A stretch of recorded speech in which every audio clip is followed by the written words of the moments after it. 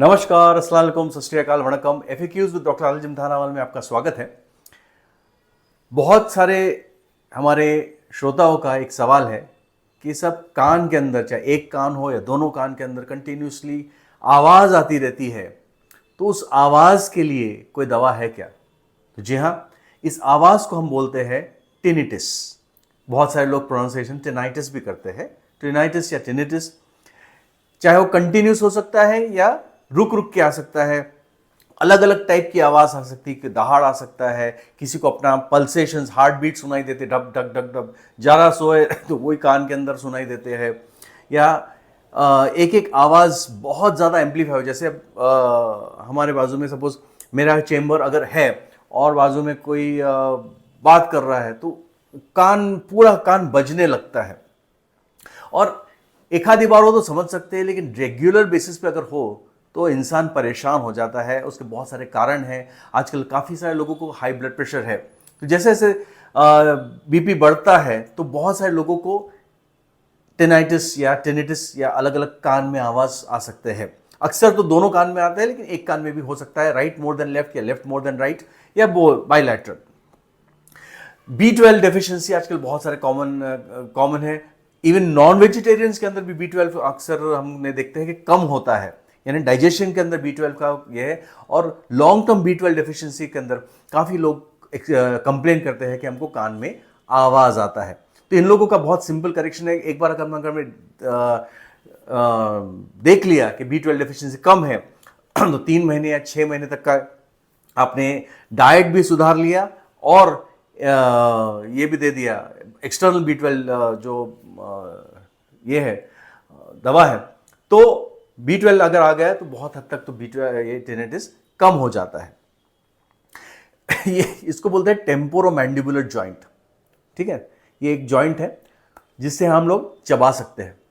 कभी कभी वो सूज जाता है या कभी उसमें कोई इन्फेक्शन आ जाता है, कभी डिसलोकेट हो जाता है, तब भी कंटिन्यूसली वो साइड के कान में आवाज़ आती ही रहती है। सॉरी।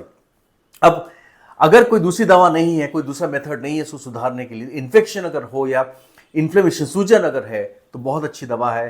अगर राइट साइड का है तो सैंग्विनेरिया, लेफ्ट साइड का है तो स्पाइजीलिया या जिंकम वैलेरिना। जिंकम वैलेरिना एक दवा है। ये तीनों में से कोई भी आप दे सकते हैं। उसको हम लोग अक्सर देते हैं 30 पोटेंसी में, उसको रिपीटेड डोजेस, बट जरूरी नहीं कि 30 पोटेंसी सभी को लगे। आप अपने होम्योपैथ से मशवरा करके आप ले सकते हैं। और एक बार वो करेक्ट हो गया तो काफी हद तक टिनाइटिस कम हो जाता है। स्ट्रेस, किसी किसी को हेरिडिटी कान के कुछ प्रॉब्लम रहते हैं, सुनाई कम आता है, ये होता है। और एक उम्र के बाद तीनों चीज साथ में आती है, चक्कर आना, कानों में आवाज आना और बहरापन। ये तीनों को मिला के बोलते हैं मीनियर्स डिजीज। और काफी सारी होम्योपैथिक मेडिसिन है। एक्चुअली अगर आप गूगल करेंगे कि मीनियस डिजीज या टिनाइटिस क्योरेबल है क्या, तो आंसर आपको नहीं मिलेगा। लेकिन हमारे बहुत सारे पेशेंट्स हमने देखे हुए हैं जिनको बहुत हद तक 90 to 95% रिलीफ मिल गया है। भले उनकी हियरिंग ना बड़ी हो, लेकिन डेफिनेटली चक्कर और टिनाइटिस कम हो जाता है। एक है नेक स्ट्रेचिंग एक्सरसाइजेस। ये थोड़ा बहुत अपने अगर रेगुलरली कर लिया, जिनको तकलीफ होती हो। साथ में एक दवा है जिसका नाम है सैलिसिलिक एसिड। टिनाइटिस का नाम आते हुए सैलिसिलिक एसिड पहला नंबर आता है, जिसके अंदर अक्सर सिर्फ कान बजने के साथ साथ चक्कर भी आता है और बहरापन है। अगर सैलिसिलिक एसिड ने काम नहीं किया, आपने 15 दिन, 1 महीना ट्राई किया, अलग अलग पोटेंसी में ट्राई किया, 2 महीना भी ट्राई कर लिया, लेकिन फर्क नहीं पड़ रहा है, तो नेक्स्ट बेस्ट ड्रग जिसको बोलते हैं वो है चिनोपोडियम। जी हाँ, चिनोपोडियम बहुत अच्छा दवा है। तो सैलिसिलिक एसिड या चिनोपोडियम दोनों भी मेडिसिन है। Chenopodium is better acting drug than salicylic acid. कई लोग चिनोपोडियम डायरेक्टली स्टार्ट कर देते हैं, लेकिन 2 ड्रग्स है आपके पास मीनियस डिजीज के लिए। कुछ लोगों का जो कान में, बाहरी कान के अंदर वैक्स जम जाता है और उसके वजह से सूसू कंटिन्यूस आवाज आता रहता है। ठीक है, अगर आपने कान साफ करवा लिया तो बहुत अच्छा, रेगुलरली काम। और मैं याद दिला तो हेडफोन्स की वजह से या ईयरबड्स की वजह से टिनिटिस नहीं होता। जो लोगों को बहुत सारे मिसकंसेप्शंस है, मिथ्य है कि भाई ईयरफोन्स लगा के रहता है मेरा लड़का, उसके वजह से हो सकता है, ऐसा नहीं होता।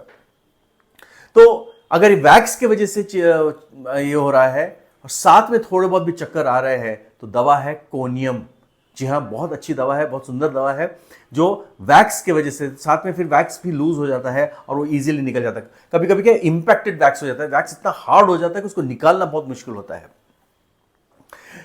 कुछ लोगों को कान के अंदर कान की स्किन के ऊपर या कान के अंदर इन्फेक्शन रहता है, बार बार इन्फेक्शन हो जाता है कान में, और उन लोगों के अंदर चुन चुन चुन चुन आवाज शुरू हो जाती है या दहाड़ शुरू हो जाती है, उनको थोड़ा बहुत बहरापन आता है, लाउड नॉइज लगता है,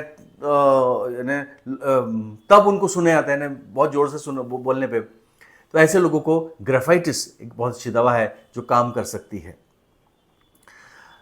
कभी कभी किसी को बीपी बढ़ जाता है, ब्लड प्रेशर बढ़ जाता है और बहुत आवाज आने लगती है, तो हमने देखा है 2 दवा बहुत अच्छे काम करती है। एक है नाइट्रिक एसिड और दूसरी है पल्सिटिला। जी हाँ, pulsatilla not only settles the irritable state, यानी बीपी जब बढ़ जाता है ना, बहुत चिड़चिड़पन लगती है और साथ में चुन चुन चुन आवाज आती है, तो पल्सिटिला या नाइट्रिक एसिड। और 2-3 सिम्टम्स अगर आपको देख लेना कि भाई पानी की प्यास कैसी है, अगर कम है तो फिर पल्सिटिला की तरफ जाता है। नाइट्रिक एसिड के अंदर कोई खास पानी का प्यास ऐसा कुछ है नहीं है, उसका फ्रीक्वेंसी ऑफ यूरिनेशन या यूरिनेशन में बदबू अगर आती है तो नाइट्रिक एसिड की तरफ जाता है। तो दोनों भी मेडिसिन बहुत ही अच्छी है इसके लिए, अपना टिनेटिस लिए। कब? जब बीपी बढ़ जाता है तब।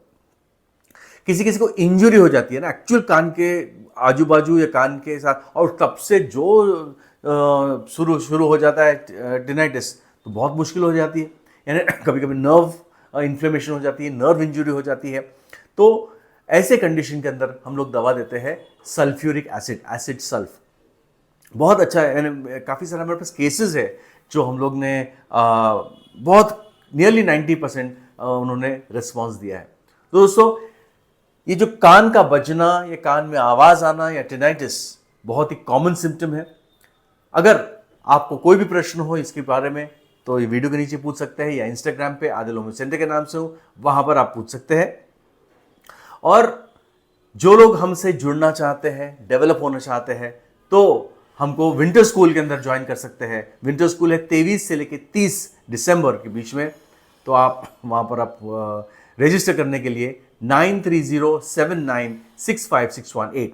First Sunday off every month में मुंबई रहता हूँ और बाकी दिन नागपुर महाराष्ट्र में रहता हूँ। अगर आप मुझसे पर्सनली मिलना चाहते हो, सेम नंबर 9307965618 पे आप संपर्क करें और हम आपको रजिस्टर कर लेंगे। Thank you very much.